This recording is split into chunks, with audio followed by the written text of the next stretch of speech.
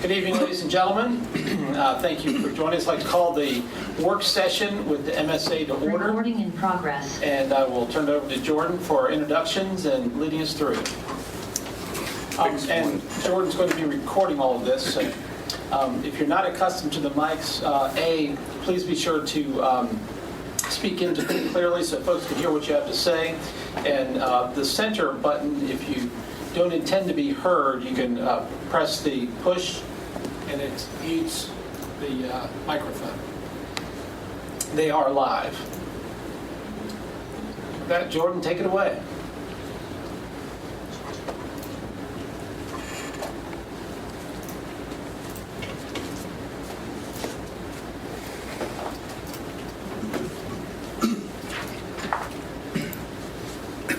I wanted to thank everybody for coming this evening.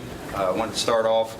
I'm Jordan Combs with the Morris Service Authority, the Executive Director here. I've been here going on about 4 years now. Have quite a bit of history with the MSA prior to that. But tonight what we're looking at talking to and presenting tonight is information and discussing the water treatment facilities assessment study that we're conducting, and discuss the findings, some of the next steps, kind of where we are, where we're going. The facilities assessment to try to kind of get our arms wrapped around how it plays into our planning. It's a very preliminary engineering planning document. The purpose of the document is to help the Morris Service Authority kind of get our arms wrapped around the work that needs to be done to try to move these facilities to the point of being able to have facilities that are maintainable going forward, identify the work that needs to be done, and then try to help build a roadmap of work that needs to be coming out in the future.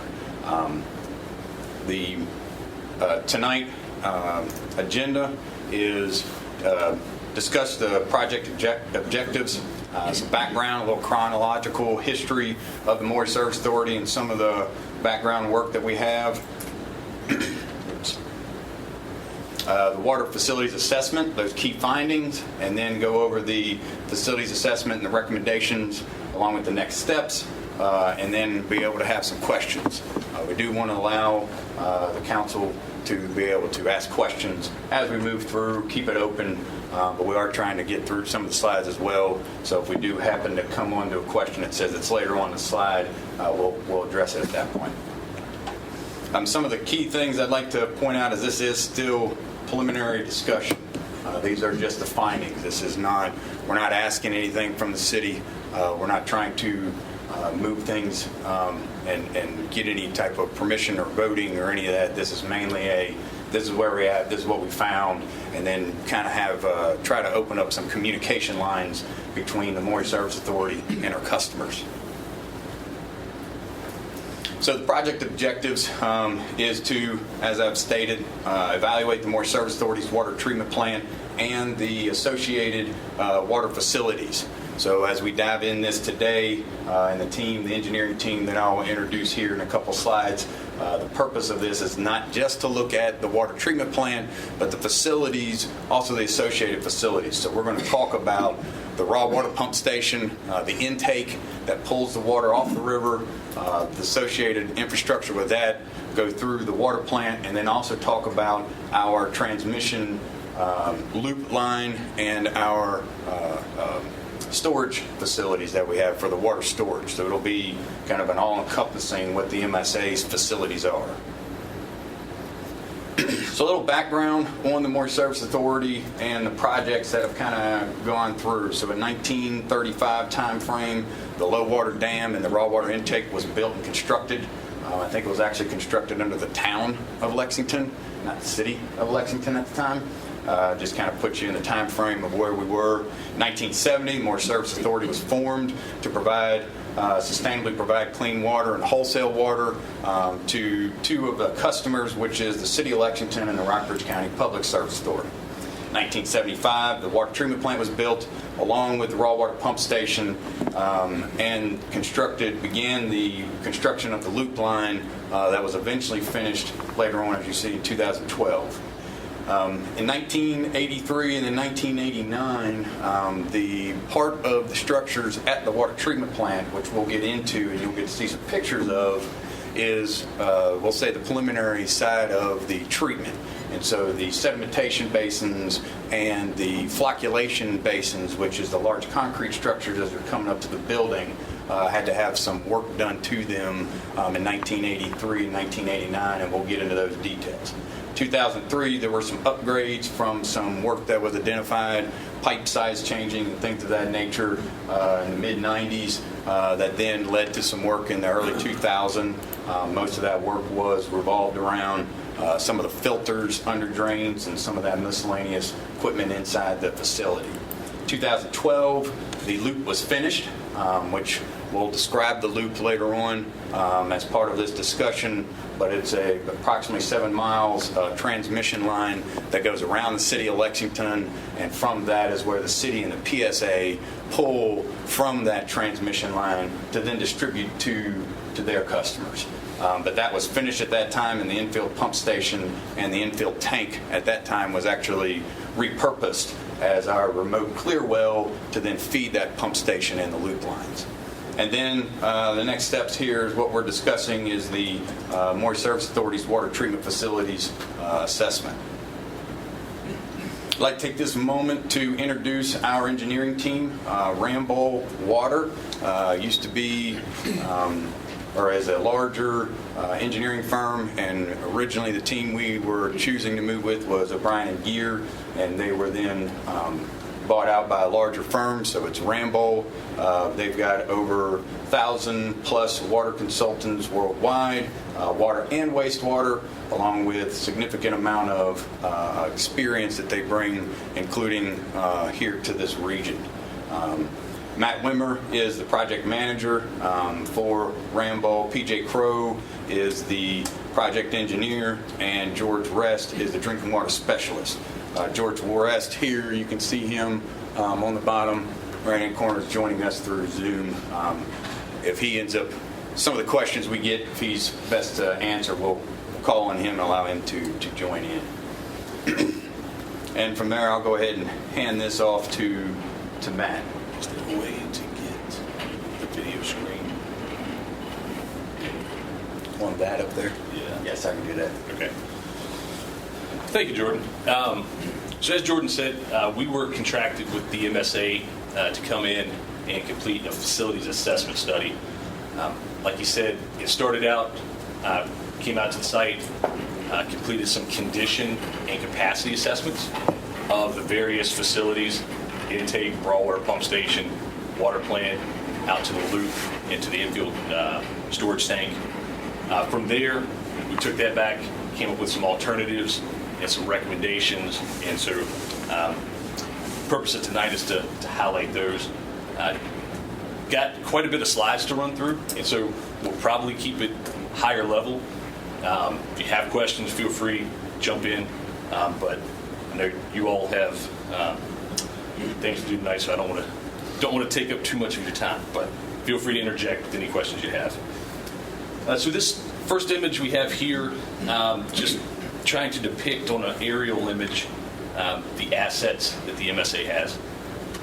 If you can, the red line that encompasses the city, that is what Jordan referred to as the transmission loop.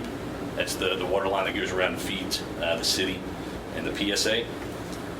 You can see the Maury River sneaking around the north side of town, and right on the river is the raw water pump station. Just up from that is the water plant, and then about a mile south of the water plant as the crow flies, that's the infield tank or the infield remote clear well and the pump station. So as we start talking about the treatment process, I'm going to throw out a bunch of terms. If you have questions what they are, feel free to stop me. But this is a flow schematic that takes us from the intake all the way out to the infield tank in the loop. So starting at the Maury River, we say we have the intake. From there, water from the Maury River is brought to the pump station, gets pumped up to what we're calling the pre-treatment process, and that consists of the rapid mixing, the flocculation basins, and the settling basins. From there, water goes to the gravity filters, and from there to the clear well at the water plant before the high service pumps pump that up to the infield tank or infield remote clear well, and from there through the infield pump station and out into the loop. And so we have the pretreatment process that's boxed in this image because we will, like Jordan said, spend some time talking about some of the structural deficiencies that we've identified with that structure. And so when we're talking about the sedimentation basin, really that's encompassing the rapid mix, the flock basins, and the sedimentation basin. So I'm going to start with our key findings from the condition and capacity assessment. We'll work through all of the unit processes, and then we'll get into the conclusions, recommendations, and next steps. So jumping in with the raw water intake and the raw water pumping station. Again, this is just an aerial.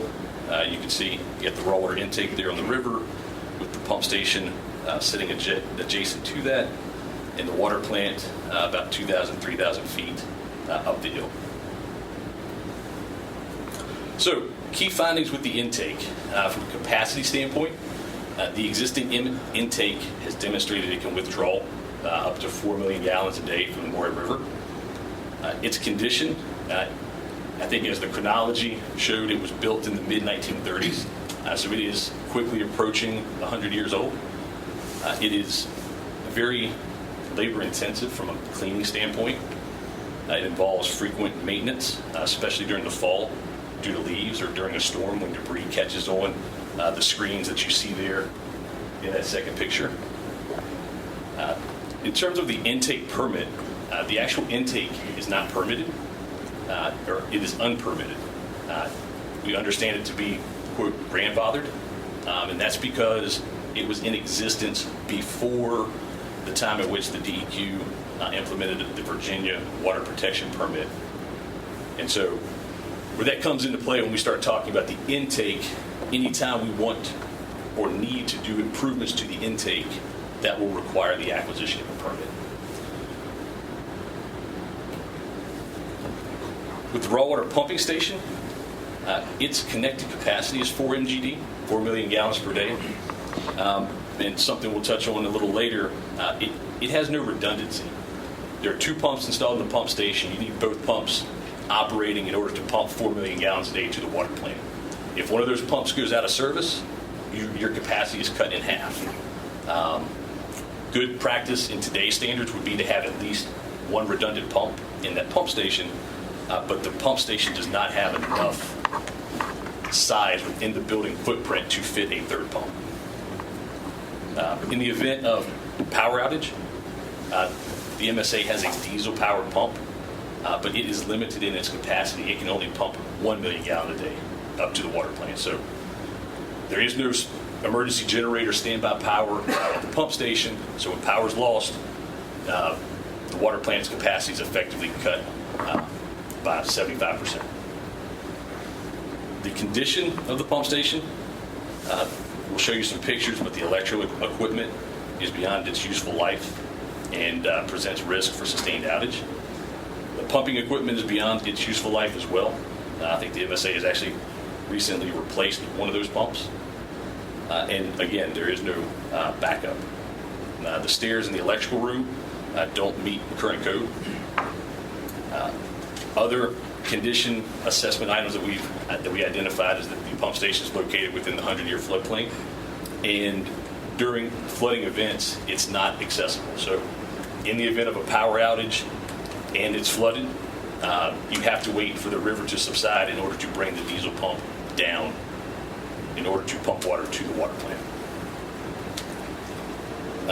It also lacks the ability to feed some pre-oxidant chemical that can enhance water quality. And as we said, there is no emergency power supply to that raw water pump station, and there's limited capability to control those pumps from a remote standpoint. So here's some of the pictures. The first one's a damaged circuit breaker. The MSA replaced secondhand. The second is a damaged switchgear. That switchgear cannot be replaced, but luckily it's still serviceable, or it remains in service. I wouldn't say it's serviceable. And the third picture is a ship ladder staircase that, again, doesn't meet current code. Touching on those floodplain issues, What you see here is a projection of the 100-year floodplain on an aerial. There's a green star towards the top of the page. That's the location of the existing pump station, and some of the things that we've been looking at is what it would take to get the pump station out of that floodplain and to improve accessibility for the MSA and their staff. So, going through the condition capacity assessment, two alternatives really jumped out. It was either upgrade and expand the existing pump station where it's at, or construct a new pump station outside of the floodplain. Most of the risks associated with the pump station being in the floodplain would still exist if you went to expand but stayed in the same footprint. And so our recommendation is, given the code issues and everything else, move the pump station out of the floodplain.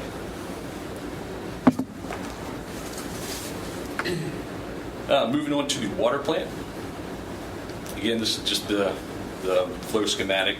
We'll start with the pre-treatment process and work our way from there. Aerial image, you can see the control building. There's the concrete tank to the left side, the west side of the control building, and then the residual lagoons to the northwest. So from a performance and capacity standpoint with the water plant, from a performance standpoint, the water plant's doing what it's supposed to. It's producing high quality finished water. The facility is aged, and a lot of the equipment that's in the water plant is original equipment to 1975. From a capacity standpoint, the water plant is rated by BDH for 4.4 MGD. And as part of our capacity assessment, we completed some hydraulic evaluations at the plant. And what we found is there's a few bottlenecks within the system that really limits the actual capacity of the plant to about 3.5 MGD.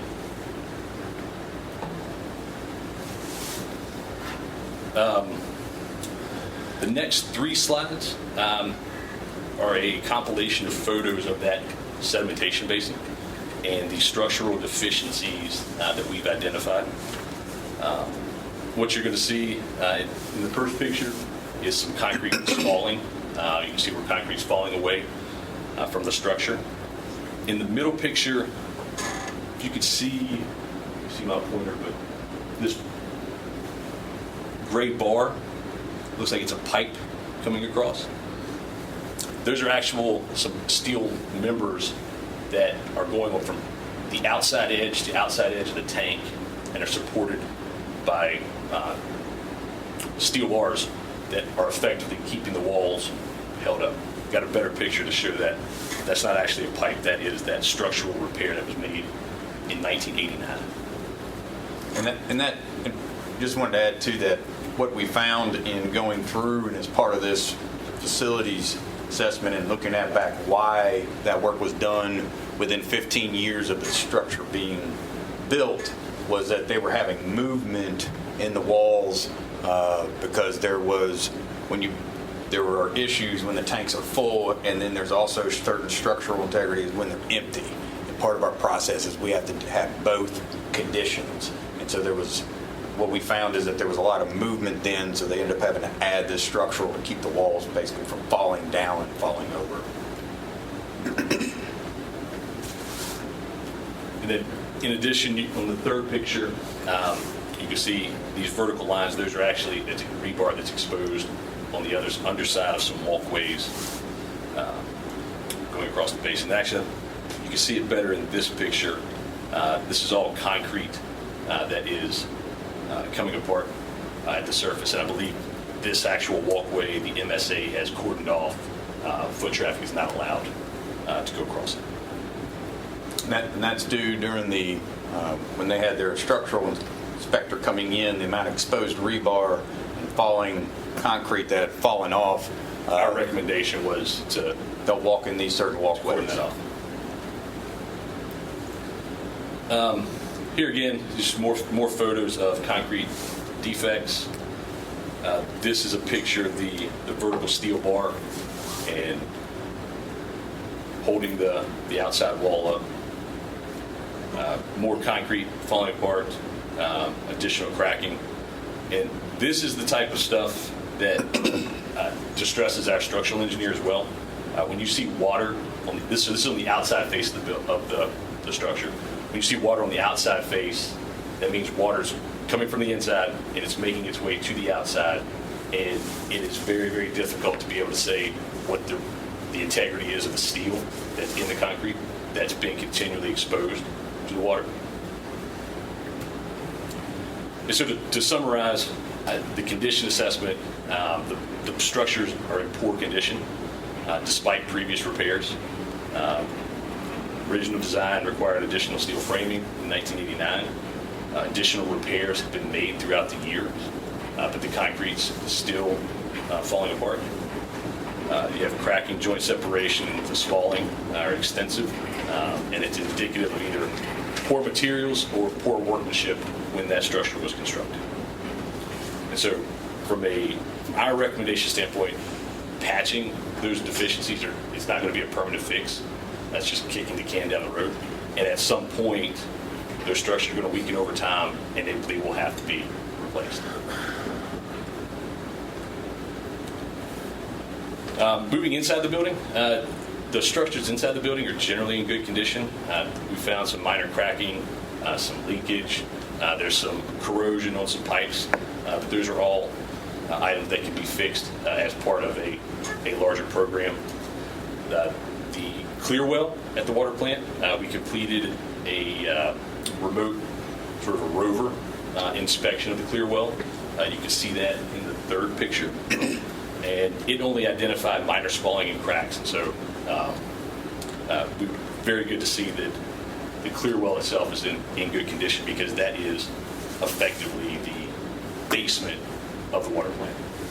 And that's where, as we showed through the schematic, it wasn't really shown very well in it. It works its way through the plant as the water's treated. Then there's chlorine addition for disinfection. And then it goes into the clear well. It's about a 700,000 gallon tank that's below grade that the building sits on. So we wanted to make sure that while we were doing this structural integrity, we also got to look inside of there, and also to take a look at some sediment to see if there was any sediment that had built up. Didn't see any significant signs of that sediment in the structural integrity. Said there's a couple of areas, but that is an area that would be difficult to get to and also interrupt the treatment process as well. Process equipment, it's generally functional, but again, a lot of the equipment, like the chemical feed systems, the rapid mixers, they are getting close to 50 years old, and so need to be making a plan to replace them at some point in the future. Electrical and power supply. The electrical systems, generally in good condition. The one comment we had is that the on-site backup power only provides power to provide, again, a quarter of the water plant's capacity. So it's able to provide enough energy in a power outage situation to provide 1 million gallons of water to the customers, not 4 if you had power from the electrical company. Well, one thing to keep in mind is our current average daily capacity is around 1.5 million gallons a day. So even though we aren't, quote, on that edge of 4 million gallons, it is something that's important to keep in mind, is that with our service agreements with our 2 customers, the expectation is having that 4 million gallons a day capacity available. And I think when you look at only having, in both scenarios, raw water and water treatment plant, only having about 1 million gallons a day available, what that means is in a prolonged time frame, we're just losing ground in our current condition, even at our current capacities, much less future capacities. These are just some additional photos showing some electrical wire that's exposed and corrosion at the filters.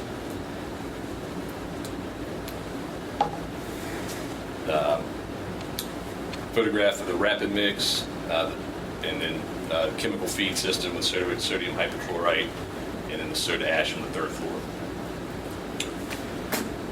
floor. Speaking of the 3rd floor, that's where most of the chemicals are stored, and currently there is no ventilation outside of the box fan that you see in that picture. So one of our recommendations is need to add ventilation, add some AC, and make some improvements to that third floor. And in addition to that, the instrumentation, the controls, and the monitoring system that the MSA currently has is outdated. I think it's obsolete is probably the correct term. And so that would also, with improvements to the water plant itself, recommend updating and improving the instrumentation and controls. One thing I want to point out with ventilation and AC, that most of the time we look at that as keeping the people comfortable. In this instance, and a lot of times in these types of facilities, ventilation is for safety and corrosion protection. And so what you find on the third floor is any of the stored equipment we have has a significant amount of rust, even if it's only there for 3 days or 3 months, 4 months. It's measured in months, and that's due to when you have fluoride and chlorine and these natures. One, there needs to be proper ventilation for safety reasons, but it also is to help protect the equipment. So it's not a, we do need to make sure that people are comfortable to be able to do the job, but in this case, on that floor, there's not adequate ventilation for corrosion protection and safety reasons. Correct. It's a given for us, but I know for some people need to understand. Why is it on the third floor? So it's for, I think, for gravity purposes. And so when you store the lines, they pump them up there, and that's where our sodium hypochlorite, i.e. chlorine, strong bleach, is stored. And so it gets pumped up there. We have about 2,000 gallons storage up there, and then it'll gravity feed down into, actually they're small chemical pumps, but the small chemical pumps push it into the system. Thank you.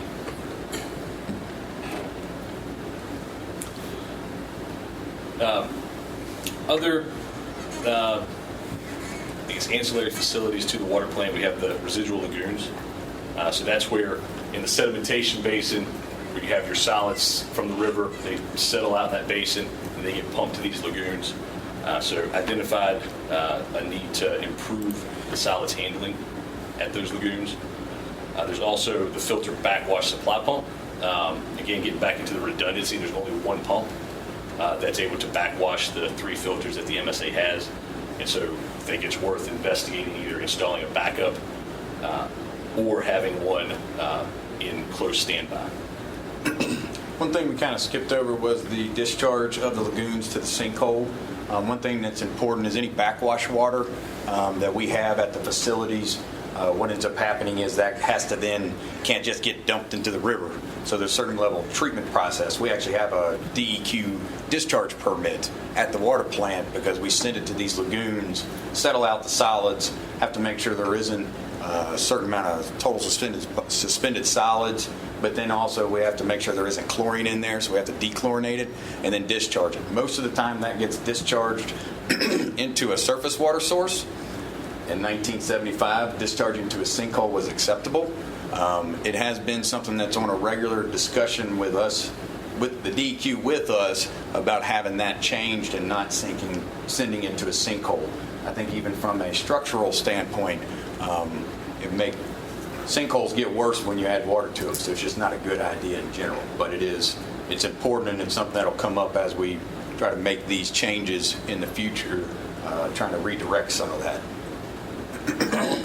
How often do you backwash the filters? So the filters get backwashed every around 40 hours, but they don't run 24 hours a day, so that turns out to roughly once a week, give or take.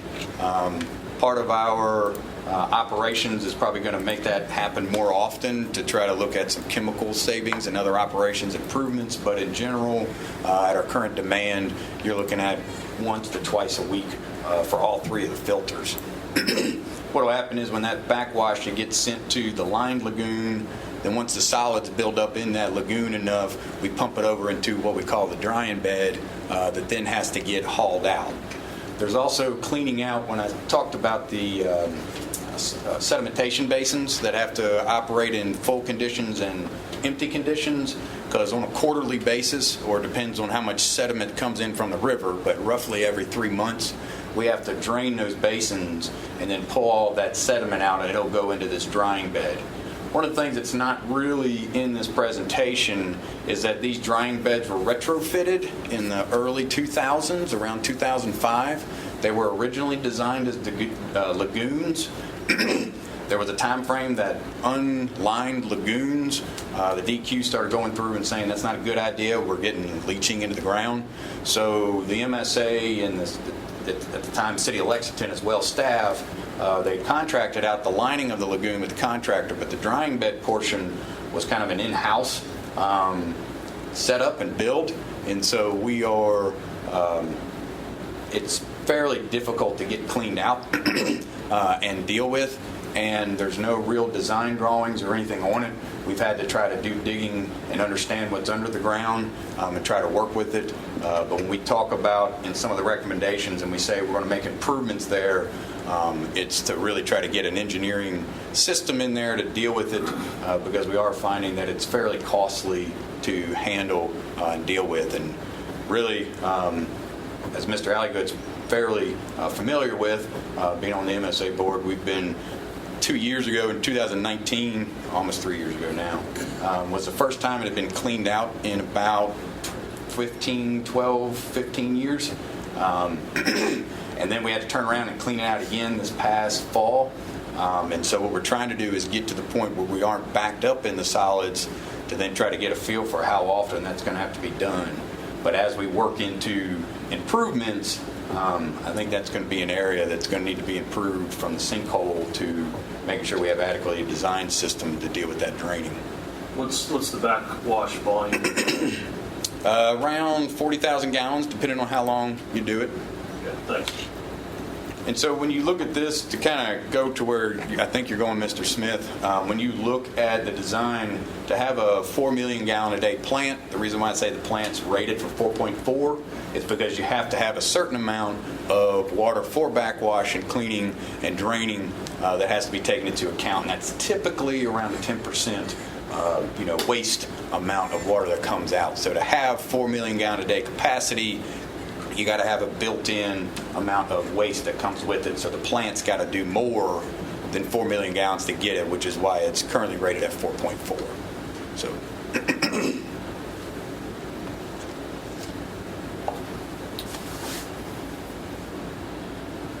So, I guess taking a step back to the sedimentation basins and saying continuing to repair those basins is not tenable. What are the options available?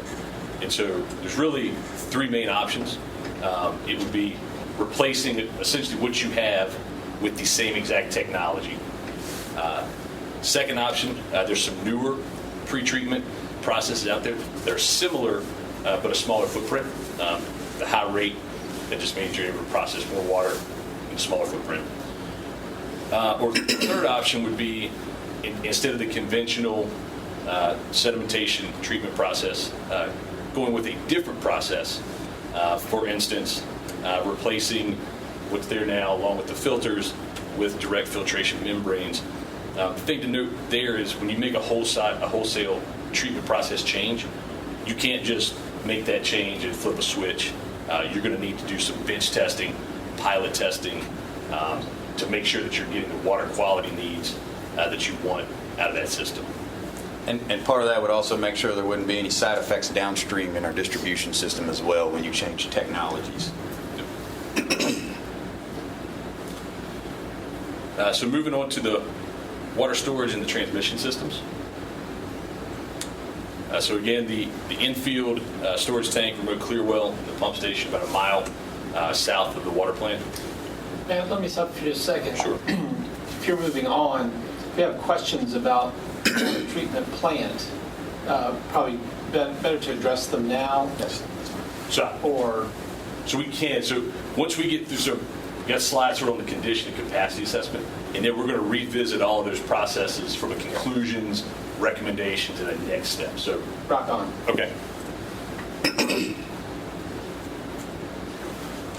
So with the remote clear well, so we told you we had a rover go and inspect the clear well at the water plant. We went and did the same inspection at the remote clear well as a visual exterior inspection. Again, for its age, it's in pretty good shape. But no maintenance, no rehabilitation has been done to the tank since it's been constructed. And so there are a list of improvements that need to be made to both the exterior coating as well as the interior. The pump station, I think that's probably the newest piece of infrastructure the MSA owns, and so It's only 10 years old. it's in very good condition. No real recommendations other than may want to consider replacing the existing monorail with a different type of hoist mechanism. What they have there isn't as practical as maybe it should be. Moving on to the transmission of the loop piping, the MSA has started replacing some of that mid-1970s pipe. I think they've replaced about a half mile, but there's still approximately 2.6 miles remaining. Of that, I think there was a significant break on one of those segments along First Mill Road back in 2019. So we recommend that the MSA continue systematically replacing those pipelines. And in addition to that, the MSA does not have a hydraulic model, so there's really no way to tell exactly how the water system is responding and providing water to the customers in terms of once it leaves the infield storage tank and the pump station, how long does it take to get to the customers? And so I think there's some maybe operational and some water age concerns that completing that model would give us a better idea of exactly how water is making its way around the town and around the county. When you say water age, do you mean number of hours in the system? You're not talking days before it's pumped around. What does that mean? So water age would be the amount of time it takes from the time it's produced at the water plant until the time you consume it from your tap. So there is times that's measured in days. Because you have to go through our storage tank and then through the city's Houston Street storage tank, but depending on whether it's going into the tank or going straight into the system from our tanks, depending on what the demand is. And what you also can have, the good news is with a loop, less likely to have a dead zone that you do maybe in distribution systems where it ends. But we also can find is if we are sending most of the flow in one direction, you may get a higher water age on one end of the piping looping system as opposed to the other. And that gets important because of disinfection byproducts. And then also it's important when we start having conversations, it comes to water taste, when you have the chlorine. If you have higher water age, your chlorine residuals won't be as high. Some places people are like, the water tastes good today. I was at the hotel or I was at the restaurant and it tastes like pool water. And what you're watching is not having an understanding of how that water moves through our system to help it better move through our customer system. We can possibly be able to make some operational adjustments that during summer months versus winter months to be able to operate it in a way that would allow that to get distributed. One of the things we have to deal with is there's customers of the Maury Service Authority that have customers all the way up to Rafine. And so, but we also have customers that are right here in the city of Lexington that by the pipeline probably don't go more than 2 or 3 miles depending on how it goes through it. And so when we're trying to get enough chlorine residual out to one end, you can just see how that starts to play a factor on making sure we can have adequate drinking water. And disinfection byproducts are a byproduct that can, by adding chlorine, the longer it sits in the pipe, you then start to get byproducts from those chemicals that you add that then can be a health concern. It's one of the things that actually the city of Lexington and Rockbridge County PSA monitor on a regular basis in their distribution system. And that's why sometimes they'll have to flush lines to pull it through due to water age. So that's how it kind of plays into a factor. And so we're not, from our assessment, we're not saying that we can pinpoint here are the problems. Our point is the MSA doesn't have a model to begin to try to identify where there might be problems. And so we think a good first step would be develop the model and then see what it tells us, and then see if there's any recommendations or improvements that come out of that. The other thing that comes along with that is pressures. And so the connections that we have into our system, and with an aged pipe that goes back into the early 70s, we have a lot of connections in the system that aren't well-known, is probably the best way of putting it, and trying to be able to identify some of those. So as we make some of these improvements, we can then try to have better connections that meet today's standard as opposed to the 1975, I'm going to have a home hooked up to a 20-inch pipe, which is not really the best idea. And we've got multiple of those.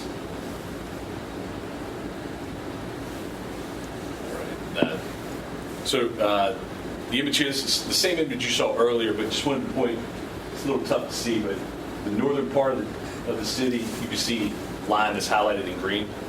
And then the southeastern portion, say just north of the Houston Street tank, these are, we were talking about there's 2.6 miles of pipe to be replaced. These are the two sections that we're discussing. The rest have been constructed more recently. It's also important that some of this is asbestos cement pipe. So it was put in the 70s. It's asbestos cement pipe. That's a section that we replaced back in 2019 as part of a combined project where PSA was running up along McCorkle right beside that pipe. And we were able to allow them to be able to do it. We already had plans to replace it, but that pipe, not only does it have the word asbestos in it, but it also is very brittle, and so it can fail. And a lot of times at this age, they'll get to the point that the ground is providing as much structural support for that pipe as the pipe itself.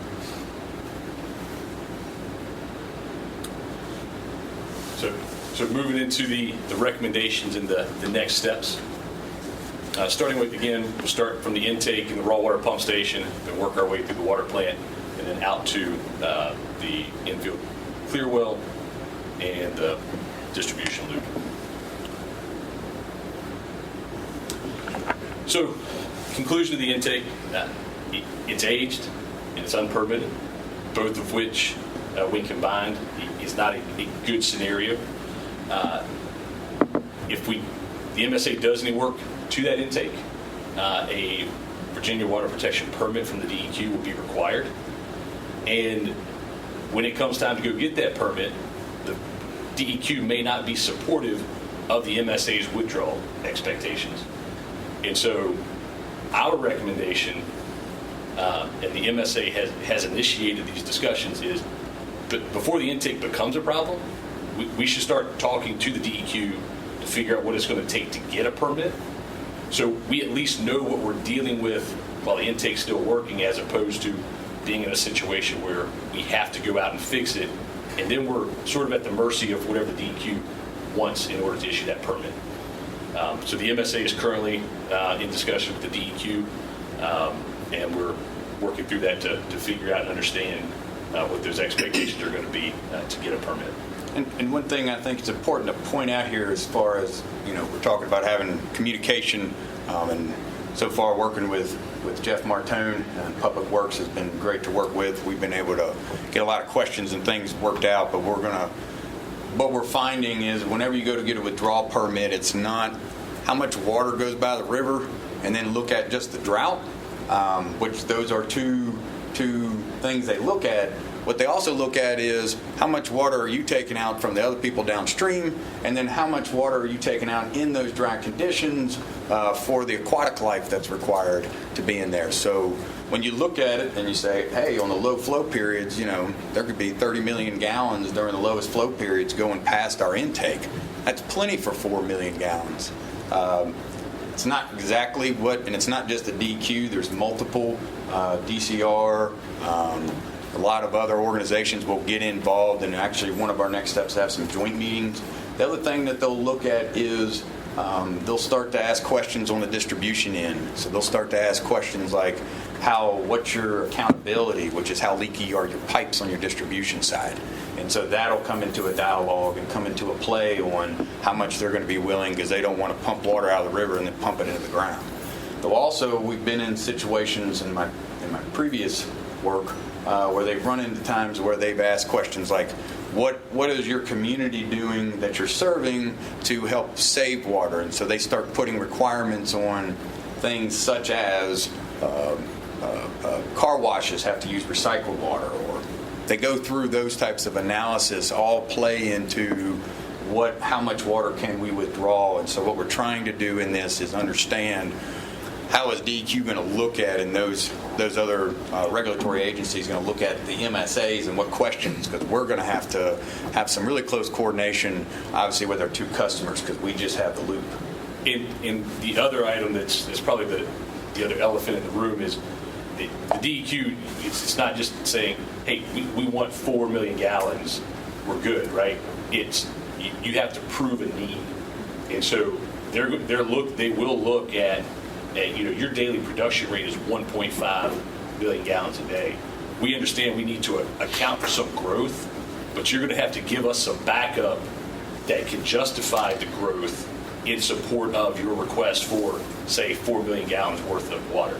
And so this just comes back to better to be talking to the DEQ now to understand what the rules are and how we're going to play between the lines than coming in with a hat in hand because there's something significantly wrong with the intake and we have to make a repair.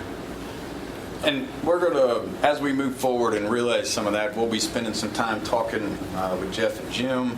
We'll obviously then be talking to the PSA, Melissa, the executive director there, and also with Spencer with the county, and talking to them, because this isn't going to be just do we think anybody's coming in the next year? We also are going to have conversation of what infrastructure has been put in the ground by our community with the expectation of 4 million gallons a day. And I don't want to go too much down that rabbit hole in this conversation, but it is one that I think in the spirit of communication and then looking forward, we will have to have some discussions as we move forward with that. Actually, I have a question for you. I just want to make sure I understand this. So currently, you guys are providing 1.5 MGD to your customers right now, and the capacity is 3.5. Now, I'm just wondering if that 1.5 has that been fairly static? I mean, what is the trend line on that? Has it gone up significantly in the recent past, or is that pretty standard? It's fairly static. We've had ups and downs, but they've mainly been due to when there's leaks found. That seems to bring things down. And so, when you look back over the history, I think there was a time that you could look, it was just above 1 million, and we haven't moved that much past from a demand as far as the total demand.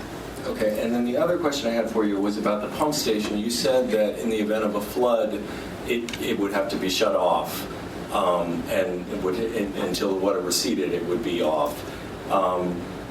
So we didn't say it would have to be shut off, but in an instance where there was a power outage or there was an issue with it, we wouldn't have access. Okay. Now, if it's flooded around it and running, then it can keep going. But if there's any problem or a power outage, which is most of the time when we have power outages during hurricanes or heavy thunderstorms. And the key there, so even with it being in operation, if it's flooded around it, they can't get access to it.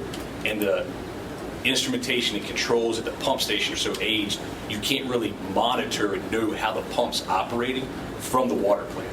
Got it.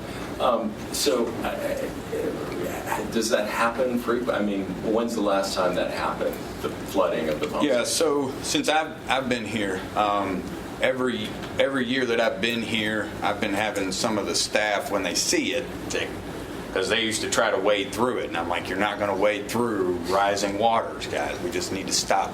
Right. That's not the expectation. And so I've had 2018, fiscal year 19, there was about 5 instances that it was completely flooded where they didn't have access. None of those instances so far since I've been here, and this is only in the last 4 years, have there been a power outage with flooding that we've seen, but there has been times the flooding was there and we were having issues with pumps, and we had to just rely on one pump running at that time. And so every year that we've been here, there's been multiple occasions that have been brought to my attention that this flooding. And what you watch is it turns into an island. It's on this little knoll right by the river, and the river gets up out of the banks, and then it runs around and makes the pump station a little island. In 1985, I understand that's probably one of the biggest floods in the last, I'll say 40 years, 30 years.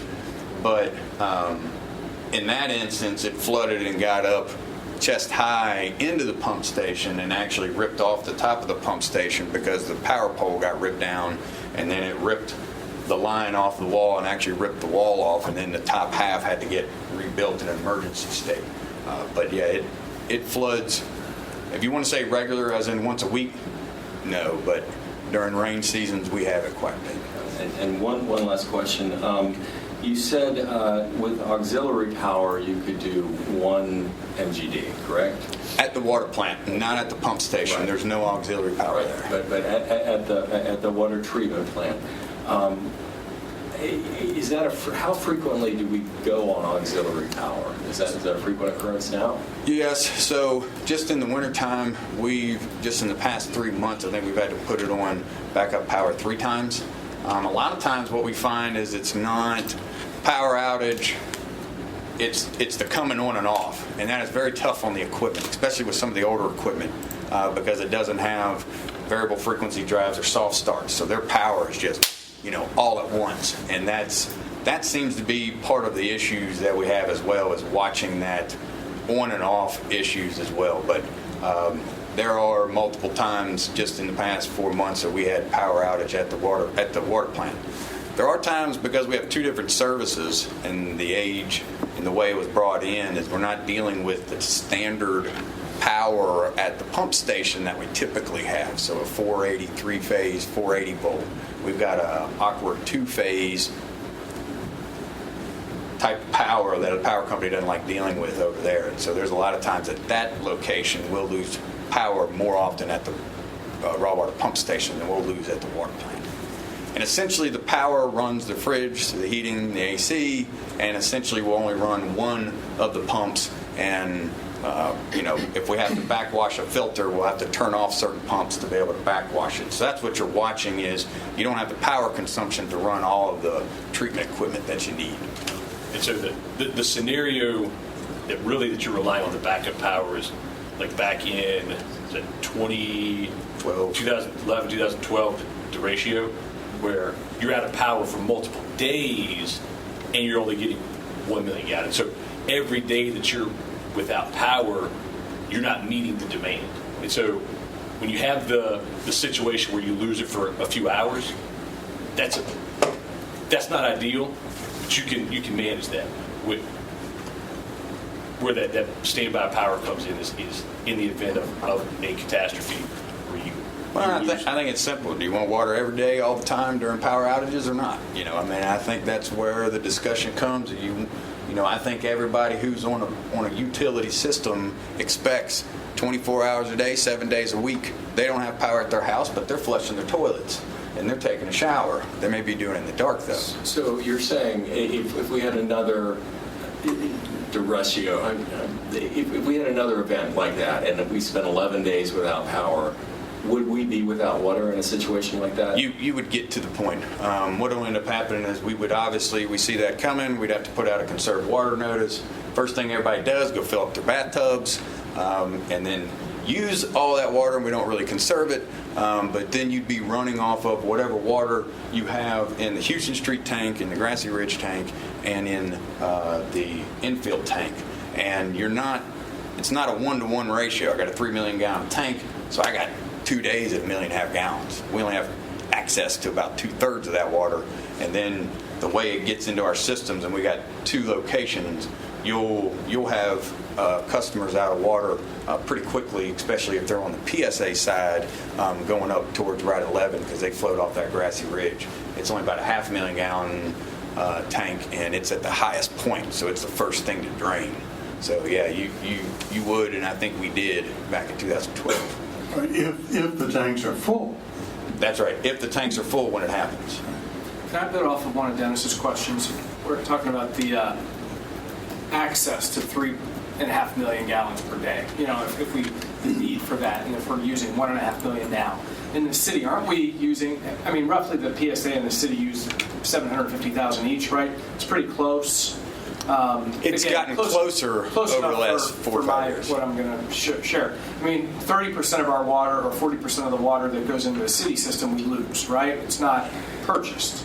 So in theory, as we try to address that problem, our customers are not really using 750,000 gallons per day. They might be using 600,000 gallons per day, and it's on the city to fix our darn pipes to not lose water into the ground, essentially, through leaks and so on. So while we agree that economic development would be great if we had 25 more hotels or more things, I guess, to need 2.5 million gallons per day, really, in a way, in the immediate future, we're going to try to go the opposite way because we're fixing our pipes that are losing water. So just as we get down into this, I mean, the need for that permit eventually from DEQ to give us 3.5 million gallons a day in the short term, we're going to go in the opposite direction, hopefully, and only be using 1.2 billion gallons per day as we find more leaks and fix them. So that'll be a great discussion, I think, as we think long term of Rockbridge County and the city and what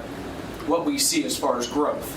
Do we see a second Walmart? Do we see more the universities doubling in size? No, we don't. So that'll be really helpful.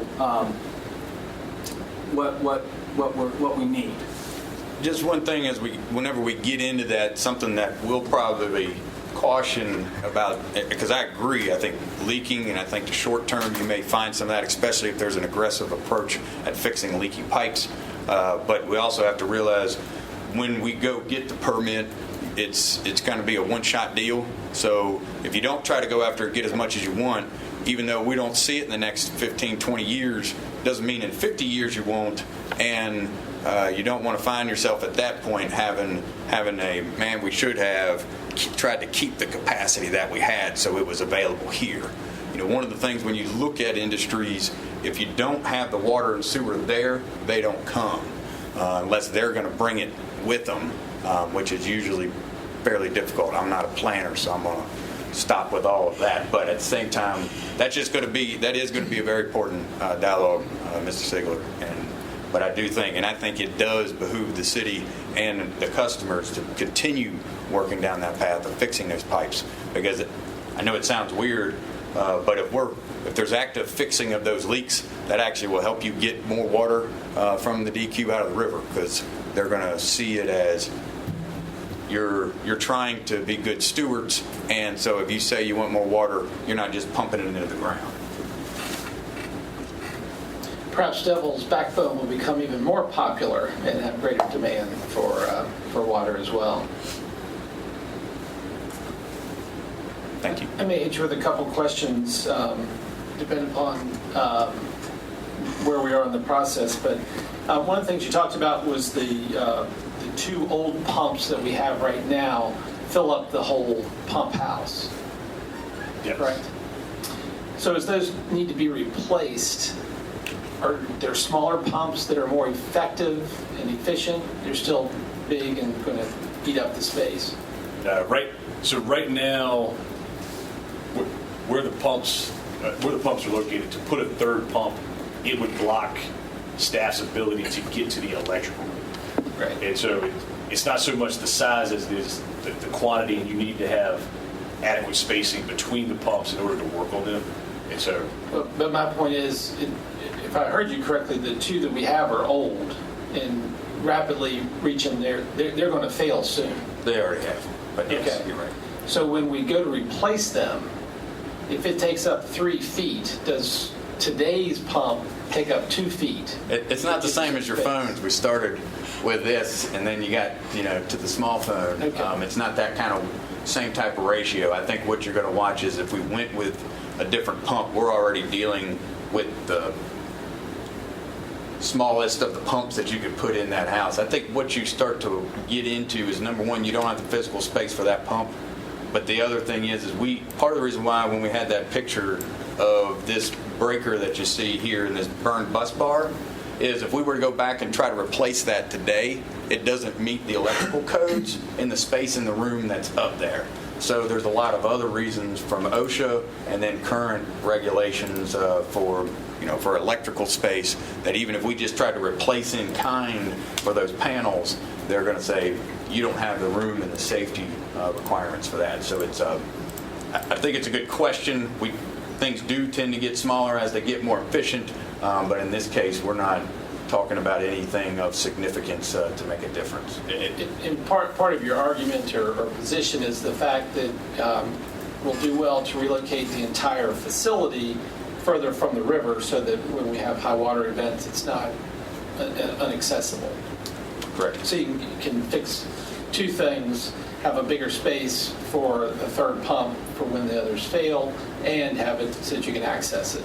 Yeah, you access, have redundancy from the pumps, have standby power dedicated to the pump, to that pump station. Right now there is no backup power here. In order to bring power to the station, you would still have to have the generator outside the floodplain, and then you're running conductors all the way down to the pump station. And the other thing that's coming up with the health department is part of the benefit of having the health department drink the water that you're producing is, one, they say they always test it. They're testing it every day when they come into work. But they also help us as we're working through, as long as we're coordinating close. One of the things that is right now our engineering data sheet that gives us the capacity to say we have 4.5 million gallons a day.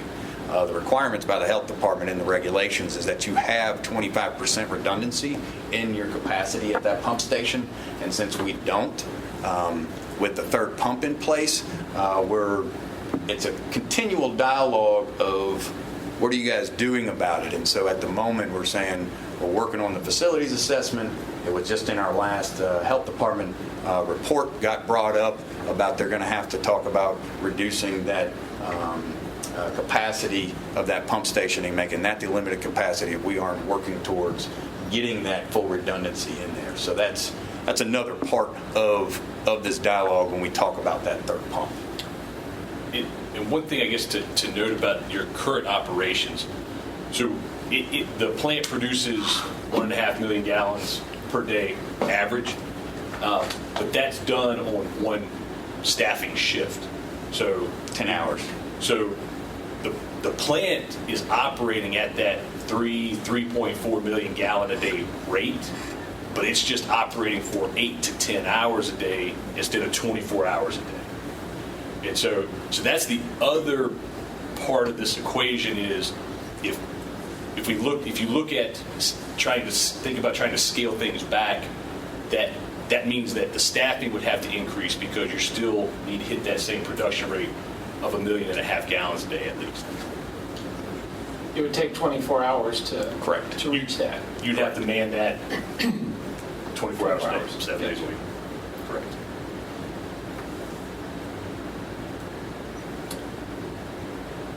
So recommendations and next steps for the water plant. Just so everyone's aware, this is the lagoons and sedimentation basins we were talking about before. This one here is where most of the clear water's pumped to, and then we moved this over, was the old lagoon that was then retrofitted to the drying bed. Sorry, just a good picture. So the conclusions, again, the plant's producing good quality water, but the plant's aged. Significant work has not been done to it since it was constructed. So that's evidenced in the concrete pretreatment structure. It's in very poor condition. We need to fix the hydraulic bottlenecks in order to maintain the current capacity. Additional deficiencies, we've got the process equipment, residual lagoons. So we talked about the standby power, third floor HVAC, and then the associated instrumentation and controls upgrades. And so, from a recommendation standpoint, our recommendation is to move forward with a preliminary engineering report that evaluates conventional treatment alternatives. So that was either replace what's currently there with something that's exactly the same process-wise, or going with a high-rate pretreatment process. So similar treatment process, smaller footprint. We're not recommending moving forward with any significant wholesale treatment changes that would require that bench scale pilot testing. Recommend the lagoon improvements. And then we would, as part of that PER, we'd look at upfront capital cost and life cycle cost comparisons. And then include the HVAC electrical controls improvements, and then take a look at how we would construct and how that work would be phased and constructed. The only thing I would like to add to that is the wholesale process change. One of the reasons that we might look into that is due to new contaminants that are coming out. There's some new regulations coming, and those are processes that might be better suited for treating some of those contaminants. And so part of what we're going to have to look at is figuring out if we're going to be hit with some of those regulations. But that'll have to be part of the evaluation of the PER to decide, those technologies. And then from the PER, that would get submitted to the Virginia Department of Health. Once they approve that, then obviously the next steps would be you would go into final design and then bidding and then construction.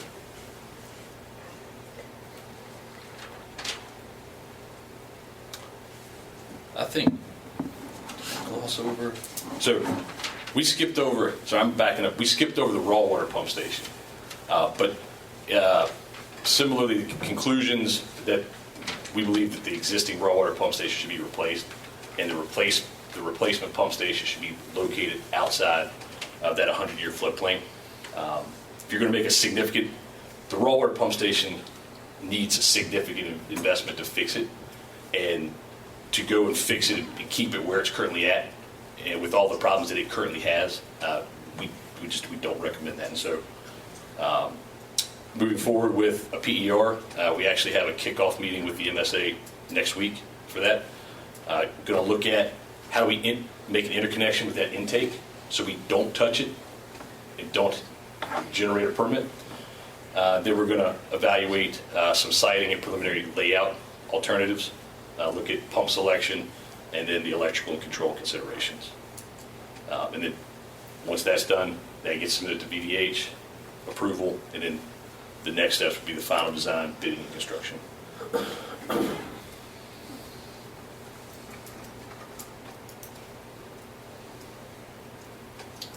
Members of council have questions. Mr. Alligator.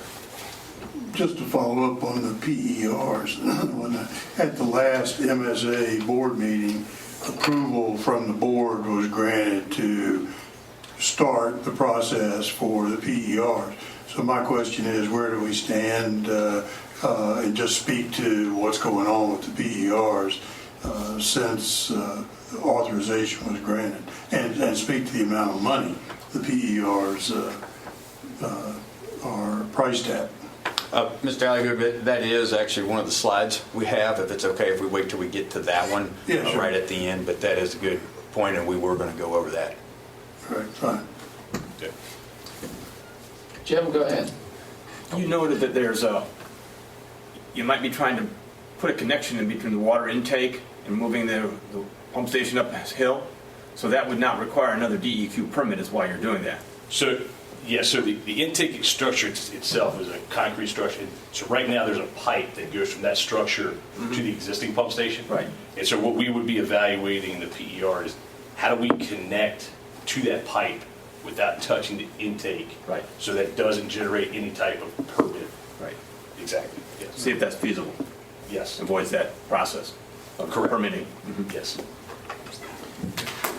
When you talk about DEQ, I mean, I understand it's department, or I understand it's Department of Environmental Quality. But who are you dealing with? Are you dealing with Stanton office, yes, sir?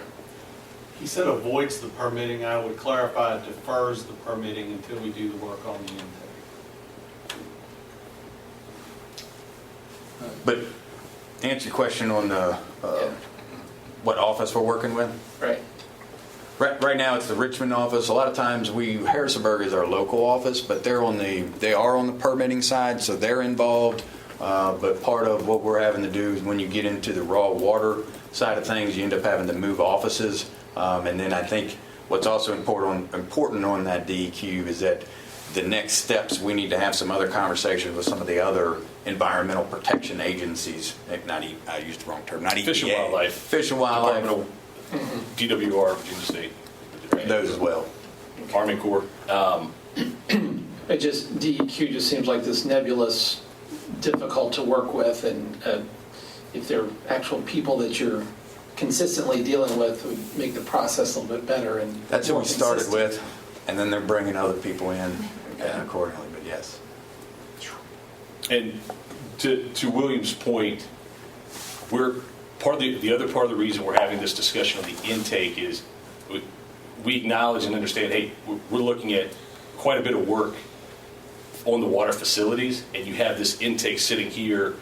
And so it's one of the, if not the oldest piece of infrastructure the MSA owns on the water side. It would be nice to move these discussions along with the DEQ, where if we can figure out there is a way to replace the intake, if we're going to be doing all of this work, maybe we look at replacing the intake and getting the permit while we're working down at the raw water pump station. But that, don't want to put the cart in front of the horse, and so we're trying to get through the dialogue to figure out what is and isn't feasible in terms of the permit and the withdrawal capacity. One of the things that is a concern for me when we're looking at our infrastructure, one of the things, the circumstance of age of equipment comes up. And it was pointed out we learned, some of our supply are 100 years old. And learned from one consultant that if you have wooden pipes and they stay wet, they can last arguably forever. So that they're 100 years old isn't really a big deal. You're both young men, so 100-year-old permit or process seems old or antiquated. But I need you to help me understand that we're not just looking at the new opportunities that are out there and replacing things for the sake of replacing. I understand pumps wear out, but with some of the distribution and what have you, just because it's old doesn't mean it's bad. Sure. Correct. And I guess going back to the problematic screens where it gets blinded, I think Jordan, recently you had a pump failure because the screens were blinded by ice. And so the wet well where the pump's pumping from ran dry, and it seized the pump up. And there's no telemetry, no way to stop it. And because of the age of the technology of it, you don't, a lot of times nowadays you have all that telemetry to read on it, and it has automatics. If something's going wrong, it shuts off, whether it's over temp, whether it's a well drawdown, or any of those things. But to speak to that, a lot of times it's not just replacing, and I'll use some of the pipe discussion. When you look at the cast iron pipe that we have that was put in the early 70s, if you recall back in September of 2019, we had a first mill water line break that the city staff and the PSA staff were very helpful in helping us get that fixed. A large portion, and the reason behind that is because cast iron pipe, there's a reason in 1970 was the last time it was used. Part of it is its brittleness.